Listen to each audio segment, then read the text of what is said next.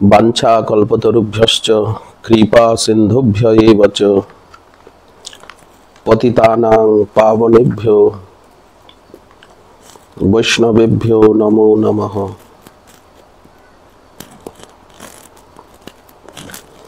कृष्ण से तुम्हार तुमी दीते पारो तुम्हार शक्ति आछे, आमी तो कांगाल कृष्ण कृष्ण बोली धाई तब पाछे पाछे।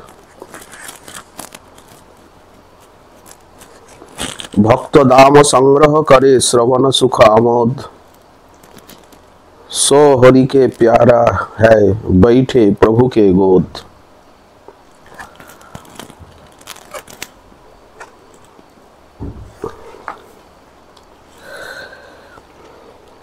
परम करुणा सिंधु श्रीमान महाप्रभुर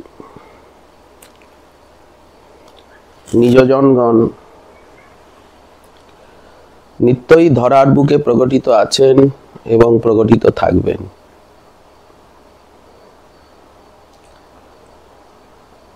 তারা না থাকলে কখনোই এই ভক্তি মন্দাকিনী প্রবাহ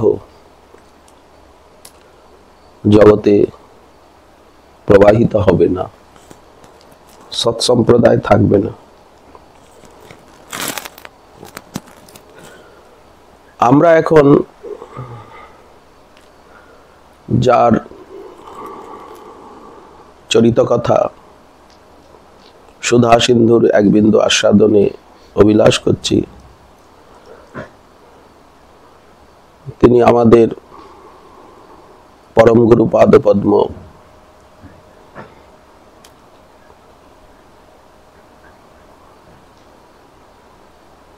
শ্রীল नित्यलीला प्रविष्ट भागवत परमहंस श्रील कुंज बिहारी दास बाबाजी महाराजेर ज्येष्ठ गुरु भ्राता श्री श्रीधाम वृंदावन लोटन कुंज निवासी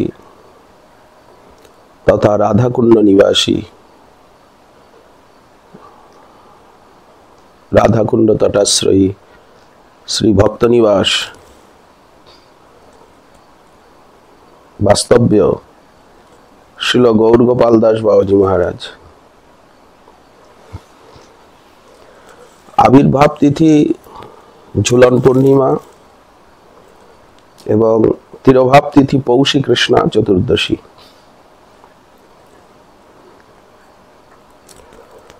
इंग्रेजीर 1898 ख्रीष्टाब्दे श्रावणी पूर्णिमाय श्रील गौर गोपाल दास बाबाजी महाराज तिनी এই মর্ত জগতে আবির্ভূত হন পিতা শ্রীযুক্ত কিনু করি এবং মাতা শ্রীযুক্তা ফুলমণি দেবীকে কেন্দ্র করে।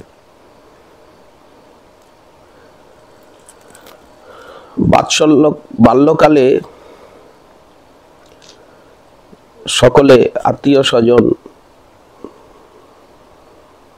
স্নেহ ভরে গোপাল নাম রাখেন। গোপাল माता पितार 3 पुत्रेर मध्य मध्यम पुत्र। गोपालेर प्रपितामह श्रीयुक्त बंधु साहू मानभूम पुरुलिया पश्चिमबंगे सेखानेर अंतर्गत झालिदा परगनार तेतला ग्रामेर एकजन सम्भ्रांत धनाढ्य व्यक्ति छिलेन। उनी दयालु परोपकारी महत् गुणे विभूषित छिलेन। गोपालेर प्रपितामह साधु ब्राह्मण वैष्णवेर प्रति तार श्रद्धा एवं सेवा परायणतार अंत छिल ना। अधिकांश समय तिनी दान ध्यान नाना मंगलजनक काजेई डुबे थाकतेन। सेकालकार दिन तिनी एकबार দেশের থেকে পদব্রজে ব্রজধাম দর্শন করতেও এসেছিলেন। হেঁটে হেঁটে আসা, যাতায়াতের সুবিধা ছিল না, দুর্গম বনপথ, প্রাণের আশঙ্কা নিয়ে সেকালে সকলে বৃন্দাবনে আসতেন। এই আসতে যেতে প্রায় 6 মাস সময় লেগে গিয়েছিল।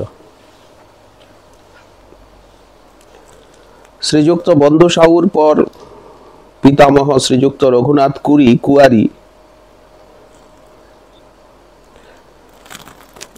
তিনি বিষয় সম্পত্তি ধীরে ধীরে হারিয়ে ফেলেন।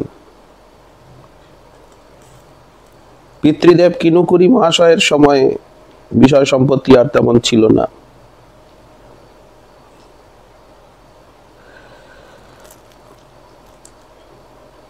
কিনুকুরি মহোদয় শ্বশুরালয় বিরুডি গ্রামেই আহুত হয়ে বসবাস করছিলেন। সেই স্থানে বিরুডি গ্রাম ঝালদা থানায়, সেই স্থানেই গোপাল জন্মগ্রহণ করে সকলের আনন্দ বর্ধন করেন। অনেকেরই ধারণা যে প্রপিতামহ ধর্মপ্রাণ বন্ধু সাহু পুনর্বার আবার জন্মগ্রহণ করেছেন।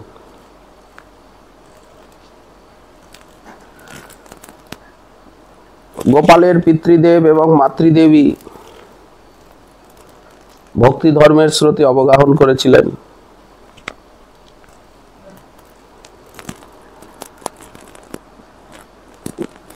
ইনিও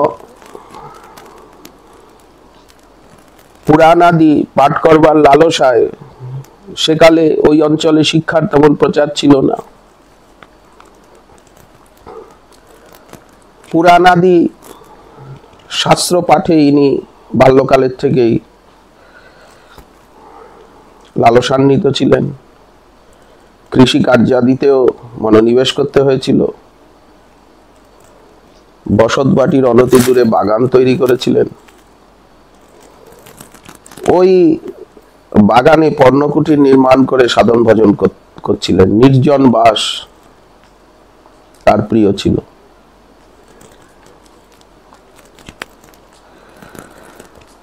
এর মধ্যে পিতৃবিয়োগের পর যেখানেই পাঠ কীর্তনাদি হতো ওই দেশে সেখানে যোগদান করতেন মাতৃদেবীকে সঙ্গে নিয়ে। ধীরে ধীরে গোপালের ভিতরে বৈষ্ণবীয় ধারায় সাধন করবার আকুতি জাগে।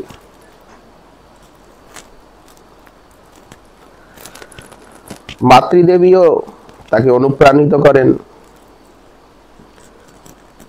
শুদ্ধ বৈষ্ণব গুরুর নিকট দীক্ষা গ্রহণের পরামর্শ দেন। প্রায় 25 বছর বয়সে মাতৃদেবীর ইঙ্গিতে আদেশে ঝালদিয়া নিবাসী গৃহস্থ আশ্রমী বৈষ্ণব গুরু শ্রী শ্রীনিবাস আচার্য প্রভুর পরিবারভুক্ত শ্রীমৎ উদ্ধব দাসাধিকারী মহোদয়ের নিকট ইনি দীক্ষা মন্ত্র লাভ করেন। কিছুদিন শ্রবণ কীর্তন অনুশীলনে কাটাবার পর তখন ওই অঞ্চলে সহজিয়াদের, আউল বাউলদের খুব প্রভাব ছিল। সেই সহজিয়াদের দলপতি বিহারী চট্টোপাধ্যায় তার আকর্ষণে তিনি তার সঙ্গে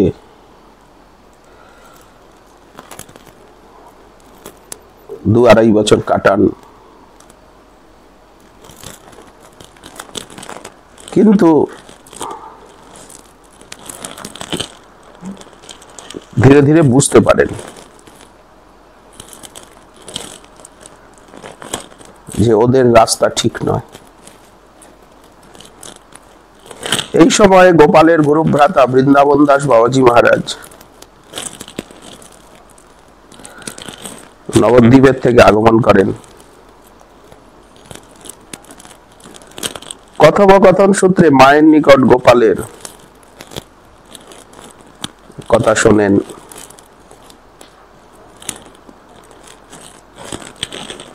তিনি গোপালকে ব্রজের রাগানুগা ভক্তি বোঝাতে সাহায্য করেন। সেকালের দিনে সৎসঙ্গ দুর্লভ ছিল, আজও দুর্লভ।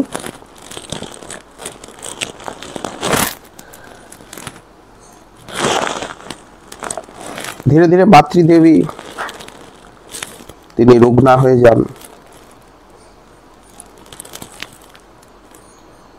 গোপালকে ডাকেন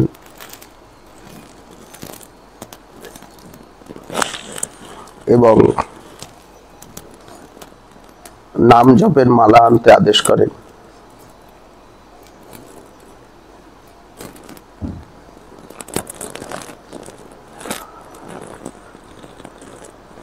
এই গুরু ভ্রাতা বৃন্দাবন দাসজি বৈষ্ণব সিদ্ধান্তের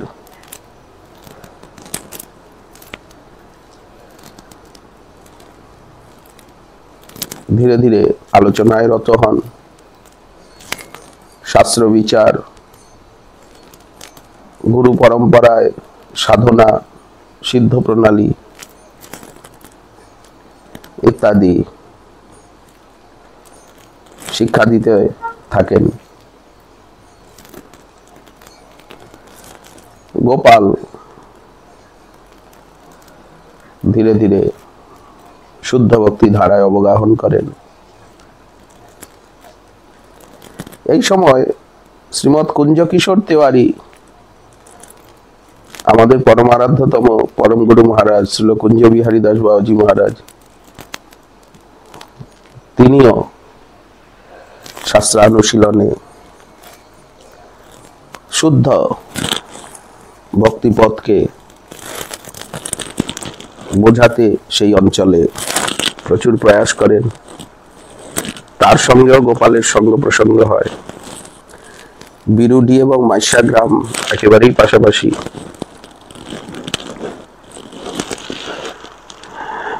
ঝালদার পণ্ডিত নরেন্দ্রনাথ চক্রবর্তী, তিনি একজন শুদ্ধ শাস্ত্রবিদ, বিদ্বান, ভজনানন্দী, শুদ্ধ সিদ্ধান্ত সহ ভাগবত পাঠাদি করতেন।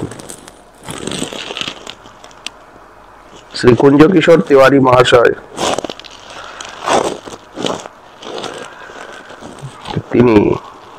তিনিও নগেন্দ্রনাথ চক্রবর্তী মহাশয়ের সঙ্গে উপকৃত। বাউল ধর্মের অসারতা এবং শুদ্ধ ভক্তির সারবত্তা ধীরে ধীরে ওই অঞ্চলের লোক বুঝতে পারে। ওই অঞ্চলে ধীরে ধীরে শুদ্ধ ভক্তির ধর্মসভা হতে থাকে, শুদ্ধ ভক্তির প্রচার হয়। নগেন্দ্রনাথ চক্রবর্তী বড় বড় সভা করেন। ওই সভায় রাধাকুণ্ডের শ্রী রাধাচরণ দাস বাবাজি মহারাজ উপস্থিত ছিলেন।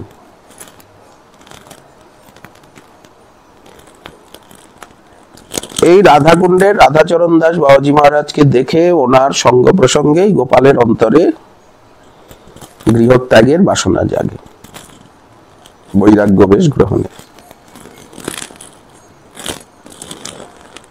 মনে মনে উনি ইচ্ছা করেন যে বেশ গ্রহণ করে দেশে থেকেই হরিনাম প্রচার করবেন। হরিনাম প্রচারের আকাঙ্ক্ষাও অন্তরে ছিল, ভক্তি প্রচারে। রাধাচরণ দাস পণ্ডিতজি মহারাজ তার এই আকাঙ্ক্ষা জেনে তাকে ব্রজে বাস করবার অনুমতি দেন। পূর্বে যে একান্তভাবে ব্রজবাস করবেন এই প্রকার সংকল্প ছিল না, কিন্তু এই রাধাচরণ দাস বাবাজি মহারাজের সঙ্গে এই আকাঙ্ক্ষা অন্তরে জাগে। এদিকে শ্রী কুঞ্জ কিশোর তিওয়ারি মহাশয় গ্রামে প্রচার করতে গিয়েছেন।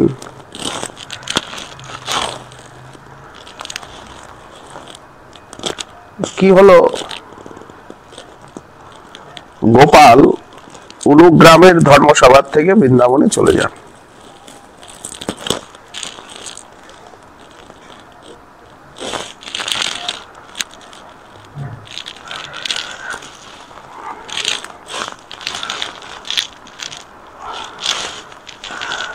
এইভাবে ব্রজধামের মাধুরী শ্রবণ করে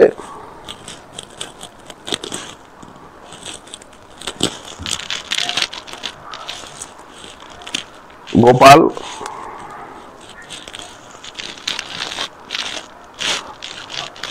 তিনি ব্রজে আসতে ইচ্ছুক হন। শেষ পর্যন্ত ব্রজে আসার দিন তিনি আত্মীয় স্বজন পরিবারবর্গ সকলকে গুরুগৃহে যাচ্ছি এই ছলে ভুলিয়ে ব্রজাভিমুখে রওনা দেন সঙ্গীর সঙ্গে। আসবার সময় মেষা গ্রামের শ্রী কুঞ্জ কিশোর তিওয়ারি মহাশয়কে ব্রজে আসবার কথা জানিয়েছিলেন 1936 খ্রিস্টাব্দে ফাল্গুনী অমাবস্যার কদিন পর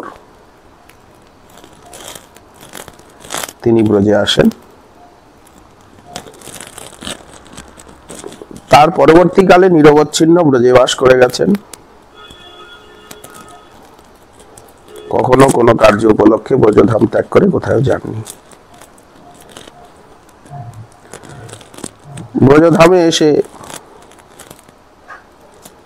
সঙ্গে ছিল গ্রাম্য সঙ্গী কৃষ্ণদাস।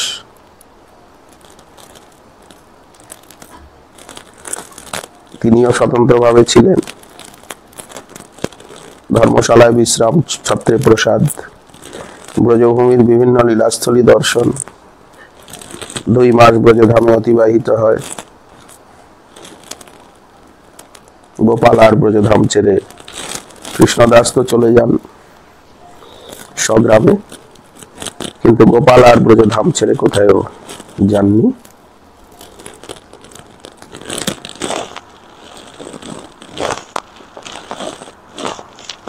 এরপর গোপাল বৃন্দাবনের থেকে ব্রজ মুকুটমণি শ্রী রাধাকুণ্ডে এসে উপস্থিত হন। সেই কালে রাধাকুণ্ডে ব্রজানন্দ ঘেরায় জাতরতী পরম পূজ্যপাদ আমাদের পরাৎপর গুরু মহারাজ শ্রীমৎ শ্রীকৃষ্ণ চৈতন্য দাস বাবাজি মহারাজ বাস করছিলেন, যিনি পূর্বাশ্রমে কৃষ্ণপ্রসাদ ভট্টাচার্য নামে খ্যাত ছিলেন। সংসারে বিরক্তি বোধ করে তিনি লটন কুঞ্জের গোড়া রামদাস বাবাজি মহারাজের নিকটের থেকে বৈরাগ্য বেশ গ্রহণ করে রাধাকুণ্ডে বাস করছিলেন। লটন কুঞ্জ নিবাসী গোড়া রামদাস বাবাজি মহারাজের গুরুপাদ পদ্ম বৈষ্ণব সার্বভৌম শ্রীধাম নবদ্বীপ নিবাসী সিদ্ধ জগন্নাথ দাস বাবাজি মহারাজ বৈষ্ণব গগনের এক উজ্জ্বল জ্যোতিষ্ক। শ্রীকৃষ্ণ চৈতন্য দাস বাবাজি মহারাজ ও জাতরতী সাধক। প্রভুপাদ আনন্দ গোপাল গোস্বামীর নিকট পাঠ শ্রবণ করে তিনি প্রায় 1 ঘন্টা কাল ভাব সমাধি দশা প্রাপ্ত হয়ে মূর্ছিত হয়েছিলেন। ক্ষণদাগীর চিন্তামণি, বিহাগরা কীর্তনাদি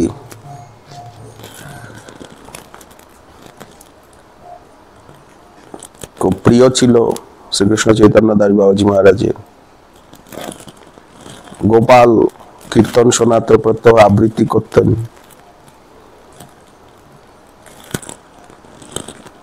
বাবাজি মহারাজের শ্রীকৃষ্ণ চৈতন্য দাস বাবাজি মহারাজের নাম অনুসারেই ব্রজানন্দ ঘেরায় পরবর্তীকালে শ্রীকৃষ্ণ চৈতন্য শাস্ত্র মন্দির স্থাপিত হয় শ্রীল পরম গুরু মহারাজের দ্বারা।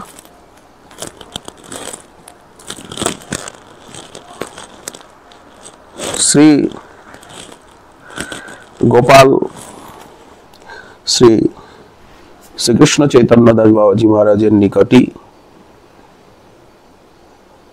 শিক্ষা বৈরাগ্য বেশ গ্রহণ করেন। গোপালের থেকে শ্রী গৌর গোপাল দাস বাবাজি মহারাজ নামে খ্যাত হন এবং আজীবন হরিগুরু বৈষ্ণব সেবায় নিজেকে নিযুক্ত করেন। কীর্তনে বিশেষ আবেশ থাকায় প্রায় 2-3 ঘন্টা নিত্য কীর্তন আদি করতেন।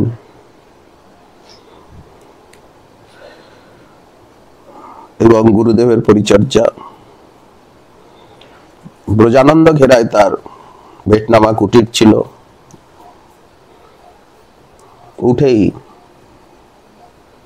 সোজা সিঁড়ি দিয়ে উঠেই বাদিকে সিঁড়ি দিয়ে উঠেই সোজা ভেটনামা কুটির ছিল। এই প্রকারে গুরু সেবা কীর্তন সাধন স্থিরভাবে রাধাকুণ্ডে প্রায় 12 বৎসর কাল অতিবাহিত হয়। এই সময় শ্রী গোবর্ধন নিবাসী পূজ্যপাদ শ্রী পণ্ডিত প্রবর অদ্বৈত দাস বাবাজি মহারাজ তিনিও রাধাকুণ্ডে বাস করছিলেন প্রায়। ওনারও সেবা সৌভাগ্য লাভ করেন। ওনার কাছেও ভজন শিক্ষা প্রাপ্ত হন। উনিও শিক্ষাগুরু পদ্ম এবং রাধাকুণ্ডের জীব গোস্বামী ঘেরা নিবাসী পরম ভজনানন্দী পূজ্যপাদ শ্রী সখীচরণ দাস বাবাজি মহারাজের নিকট এবং পণ্ডিত অদ্বৈত দাস বাবাজি মহারাজের নিকট থেকে যোগপীঠের চিত্র আদি গুটিকা গৌর গোবিন্দ লীলামৃত গুটিকা শিক্ষা প্রাপ্ত হন।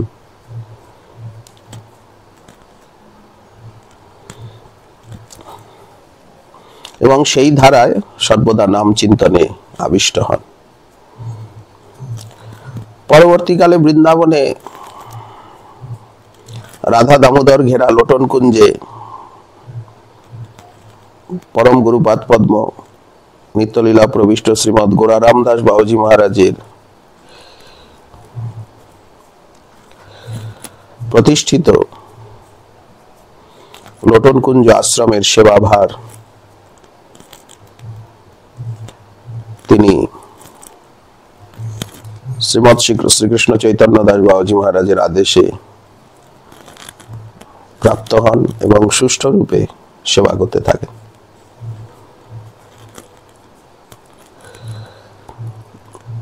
কিছুদিন লোটন কুঞ্জে এইভাবে সেবা কার্য করার পর নিজের শিষ্য শ্যামাচরণ দাস বাবাজি মহারাজের হাতে সেবাভার অর্পণ করে কাকা গুরুদেবের ভজনস্থলী পূর্ণমাসী গোফায় নন্দগ্রামে সেইখানে ভজন করেন এবং কাকা গুরুর সংগৃহীত বৈষ্ণব গ্রন্থাবলী প্রাপ্ত হয়ে অনুশীলন করেন। এই সময় নন্দগ্রামে পূর্ণমাসী গোফায় ভজন রস আস্বাদনে পরমানন্দ লাভ করেন। কিছুকাল পর রণবাড়ির সিদ্ধ কৃষ্ণদাস বাবার সমাধি মন্দিরের সেবা সৌভাগ্য প্রাপ্ত হন। রণবাড়িতে থেকে মন্দিরের সেবাদি সম্পাদন করেন।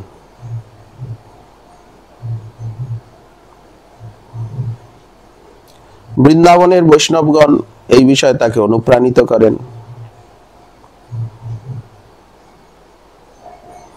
রনবাড়ির শ্রীমন্দির বাবাজি মহারাজের নামেই রেজিস্ট্রিভুক্ত হয়।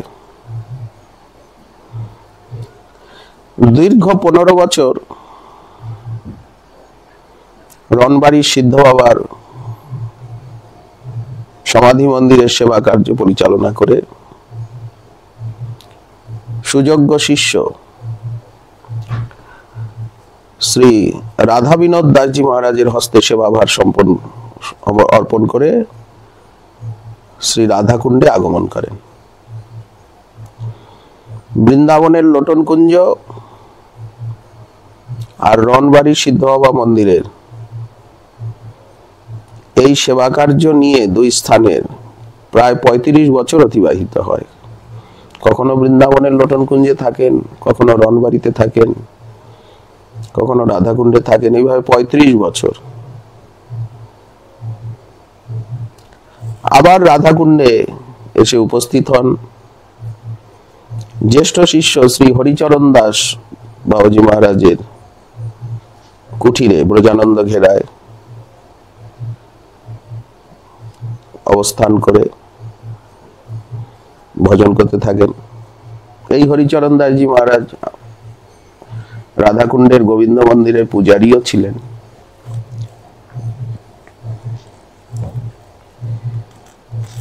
ধীরে ধীরে বয়োবৃদ্ধির সঙ্গে সঙ্গে আর বৈষ্ণব সঙ্গে বাসের অভিলাষে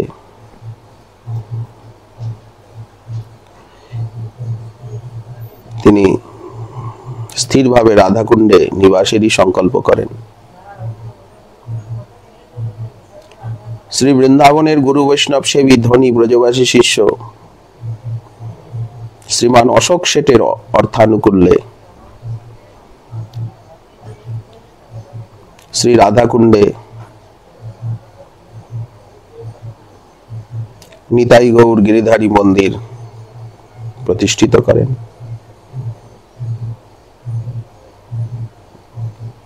এবং আমাদের পরমারাধ্য গুরু মহারাজের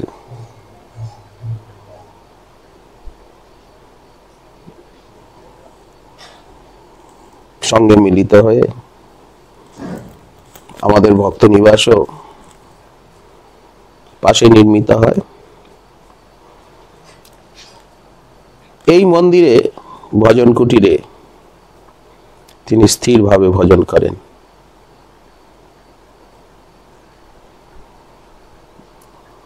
এই সময়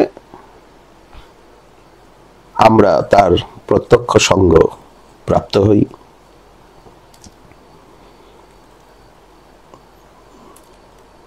একদিন ওনার শিষ্যপ্রবর শ্রী বনবিহারী দাস বাবাজি মহারাজ একটা হুঙ্কার ধ্বনি শ্রবণ করেন। উনি ভজন করছিলেন কুটিরে। কিসের ধ্বনি উনি নির্ধারণ না করতে পেরে ভীত এবং বিব্রত হয়ে পড়েন। পরে শ্রী গুরুদেবের মুখে শ্রবণ করেন যে ভজনের স্ফূর্তিতে ভজনানন্দে উত্থিত উদ্ভূত এই শব্দ বিশেষ। অনেকে তার এই সময়ে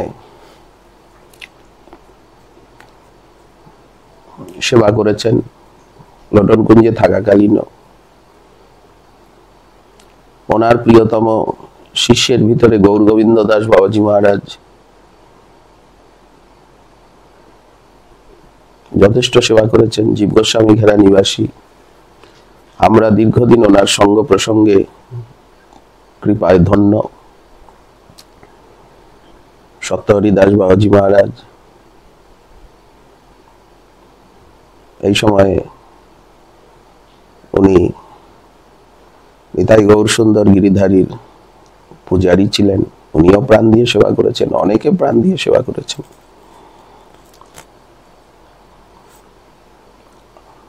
যেহেতু আমরা প্রথম এসে ভক্ত নিবাসে আমরা ছিলাম, তো প্রতিদিনই রোজ 2-3 বার 4বার ওনার সঙ্গে সাক্ষাৎকার হতো। ঠিক আমাদের ভক্ত নিবাসের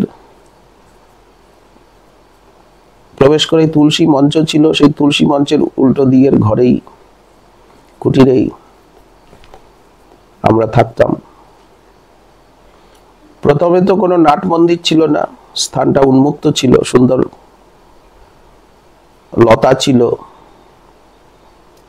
পুষ্পিত সুন্দর লতা ছিল। ঠাকুরের শ্রীমন্দির, তলায় একখানা গোফা, সুন্দর পুষ্পিত লতা, খালি প্রাঙ্গণ, আর পরিক্রমার রাস্তার ধারে দুটো কুটির ছিল। প্রথম কুটিরটিতে দাদু মহারাজ ভজন করতেন। আমরা প্রায় গিয়ে ওনাকে দণ্ডবোধ করতাম, ওনার কাছে বসতাম। ওনার একটা বিশেষ গুণ ছিল, দণ্ডবোধ করলে চরণ দুখানি বাড়িয়ে দিতেন। এবং পাঠ কীর্তন শ্রবণে খুব আবেশ ছিল।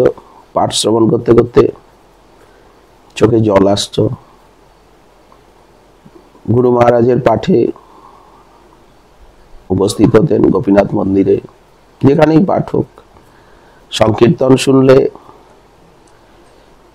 হাতে লাঠি নিয়েই নৃত্য করতেন, হাতে লাঠি নিয়ে ধীরে ধীরে পরিক্রমাও করতেন। নৃত্যে খুব আবেশ ছিল। নিত্য কুণ্ডে স্নান করতেন। স্নান করতে করতে ওনার অনেক সময় মধ্যাহ্ন গড়িয়ে যেত, প্রসাদ পেতে পেতে অনেক রাত্র হয়ে যেত। দিনের বেলা সামান্য একটু দুধ নিতেন, প্রসাদ পেতে পেতে সেই রাত্র, কত রাত। গরমকালে উঠানেই একটা তক্তপোষের উপরে বিশ্রাম করতেন, শিষ্যগণ চরণ সম্বাহন করতেন। নিত্য সন্ধ্যারতি কীর্তন হতো, কীর্তন শ্রবণ করতেন। কোনো কোনো দিন দেখেছি যে বিকেল বেলা উনি, সন্ধ্যা হয়ে গেছে, তখন করতাল বাজিয়ে আহ্নিক সমাপ্তির কীর্তন করছেন, গ্রন্থের উপরে তুলসী দিয়ে অর্চনা করছেন। কুণ্ডে স্নান করতেন, নিজে হাতে লোটা ভরে জল নিতে আসতেন। অনেকে সেবা করেছেন এই সময়। তার কিছু চিত্রও রয়েছে। উনি স্নান করছেন, উনি প্রসাদ সেবা করছেন। দীর্ঘকাল সুবল দাসজি, উনিও খুব সেবা করেছেন শ্রীমন্দিরে। এই প্রকারে সর্বদা ভজনানন্দে আবিষ্ট থাকতেন। চরণ সম্বাহন সেবা ভালোবাসতেন, ইষ্টগোষ্ঠী ভালোবাসতেন। সকলের প্রতি ওনার স্নেহ, ভালোবাসা, মমতা ছিল। সে যেই যাক, যারই শিষ্য হোক, শিশুর মতো স্বভাবের ছিলেন। গৌর গোবিন্দ দাসজি মহারাজ এসে ওনাকে বোঝাতেন, একেবারে সহজ সরল। গুরু মহারাজের পাঠে খুব আবেশ ছিল। জাহ্নবা উৎসব, দণ্ড মহোৎসব, সমস্ত কীর্তনে উনি অংশগ্রহণ করতেন।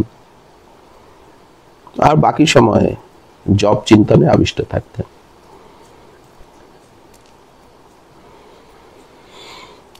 আনন্দময় মূর্তি ছিলেন। যদি কেউ দণ্ডবোধ করতে যাক, চরণ দুটো প্রসারণ করে, চরণ দুটো বাড়িয়ে দিতেন, উন্মুক্ত করে দিতেন, মাথায় জপের মালা দিয়ে দিতেন। অনিন্দু কদশদর্শী, নামাবিষ্ট, চিন্তনাবিষ্ট, সরল প্রাণ। এইভাবে রাধাকুণ্ড তটে, বৃন্দাবনের পূর্ণমাসী গোফায়, রণবাড়ি,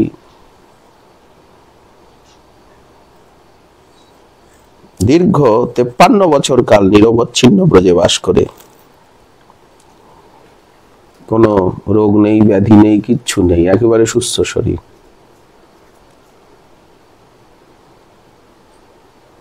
হয়তো কোনোদিন রাত 12টা, 1টা, 2টোতেও প্রসাদ পাচ্ছ। একেবারে সুস্থ শরীর, সারাদিন একটু দুধের উপরে।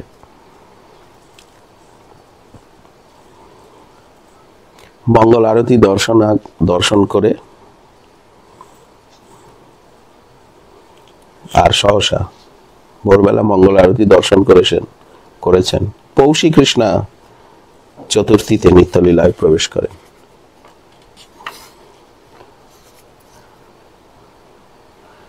অপূর্ব তার জীবন চরিত্র, চিরস্মরণীয়, চিরবরণীয়। গুরু মহারাজ সবসময় ওনাকে জ্যাঠা মহারাজ বলে অত্যন্ত শ্রদ্ধা ভক্তি করতেন, এটা আমরা সচক্ষে দেখেছি। গুরু কোনো বিশেষ কথা থাকলে উনি নিজেই আমাদের বোজানন্দ ঘেরায় আসতেন। গুরু মহারাজ অসুস্থ হলে বা চিকিৎসা করে গৌরমণ্ডলের থেকে এসেছেন, সংবাদ পেয়েই উনি ছুটে এসেছেন। এইসব দৃশ্যগুলো এখন চোখের সামনে ভাসে। তখন আমরা সাধুগুরু বৈষ্ণবের কিছু মহিমা বুঝতে পারিনি, তখন বয়স অল্প ছিল, বোঝার মতো সামর্থ্য ছিল না। আজ মনে হয় ওনারা কি রত্ন ছিলেন।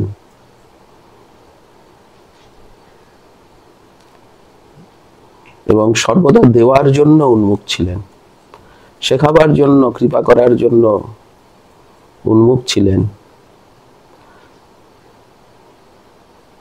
কিভাবে সেবা গ্রহণ করতে হয়, কিভাবে কৃপা করতে হয়, কিভাবে শিক্ষা দিতে হয়, কিভাবে আদর স্নেহ ভালোবাসা দিয়ে আপন করে নিতে হয়। এমন স্নেহময়, করুণাময়, দয়াময় মূরতি, এরকম সহজ সরল শিশুর মতো বর্তমানে পাওয়া খুবই বিরল। যাই হোক, ওনার চরণারবিন্দে পরার্থ এই তো পৌষী কৃষ্ণা চতুর্থী এসেই গেল। আজ দ্বিতীয়া, কাল তৃতীয়া, পরশু চতুর্থী। ওনার বাৎসরিক নির্যান তিথি স্মরণ উৎসব প্রতি বৎসরই ঘটা করে হয়ে থাকে। আজ অধিবাস, কাল ভুবন মঙ্গল হরিনাম যজ্ঞ। প্রতি বছরই উনি কীর্তন ভালোবাসতেন, এই জন্য পূর্বে কীর্তন হয়ে থাকে। লীলারস সংকীর্তন বিকশিত পদ্মবন। ওনার শিষ্যগণ প্রায় সকলেই ত্যাগী। গৌর গোবিন্দ দাস বাবাজি মহারাজ তো শিষ্যই করলেন না। কত প্রার্থনা, কত অনুরোধ, উনি কোনো শিষ্যই করলেন না। বন বিহারী দাস বাবাজি মহারাজ উনি নিত্য পরিক্রমা করেন এখনো। ওনার শিষ্যপ্রবর আমাদের কাকাজি শ্রীল স্বরূপ দামোদর দাস বাবাজি মহারাজের দ্বারা ওনার কৃপা, ওনার ভজন রসের আস্বাদন অনেকেই প্রাপ্ত হচ্ছেন। উনিও প্রাণ ঢালা নিতাই গৌর গিরিধারী এবং গুরুদেবের শ্রী সমাধির নিষ্ঠাপূর্বক সেবা করছেন, হরিকথা শোনাচ্ছেন, কীর্তন শ্রবণ করাচ্ছেন।